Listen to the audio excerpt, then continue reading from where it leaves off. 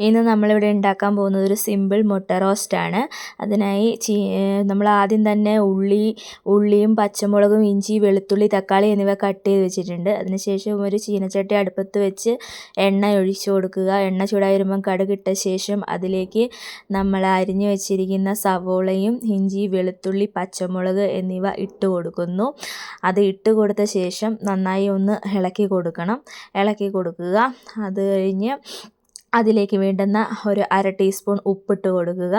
അത് നന്നായി വഴന്ന് വരുന്ന സമയത്ത് അതിലേക്ക് അരിഞ്ഞു വെച്ചിരിക്കുന്ന തക്കാളി ആഡ് ചെയ്ത് കൊടുക്കുന്നു.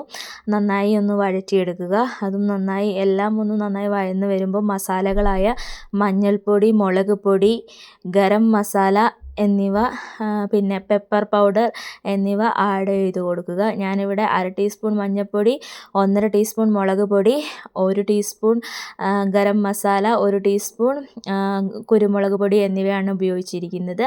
എന്നിട്ട് അത് നന്നായി മിക്സ് ചെയ്യുക. അതിനുശേഷം ഇതിലേക്ക് വേണ്ടുന്ന മെയിൻ ഇൻഗ്രീഡിയൻറ്റ് നമ്മളെ ചിക്കൻ മസാലയാണ്. ഞാനിവിടെ എടുത്തിരിക്കുന്നത് ഈസ്റ്റേണിൻ്റെ ചിക്കൻ മസാല. അതിനുശേഷം അതിലേക്ക് അല്പം വെള്ളം ഒഴിച്ചു കൊടുക്കുക. അത് കഴിഞ്ഞ് പുഴുങ്ങിയ മുട്ട അതിലേക്ക് ആഡ് ചെയ്ത് കൊടുക്കുക. നന്നായി മിക്സ് ചെയ്ത് ഇളക്കി കൊടുക്കുക. നന്നായിട്ട് മിക്സ് ചെയ്ത ശേഷം അതിൻ്റെ മുകളിൽ കുറച്ച് മല്ലിച്ചപ്പ് വിതറി കൊടുക്കുന്നു. ഈസി ആൻഡ് സിമ്പിൾ മുട്ട റോസ്റ്റ് ഇവിടെ റെഡി ആയിക്കൊണ്ടിരിക്കുകയാണ്. എല്ലാവരും മസ്റ്റായും ട്രൈ ചെയ്ത് നോക്കണം. സബ്സ്ക്രൈബ് ചെയ്യാൻ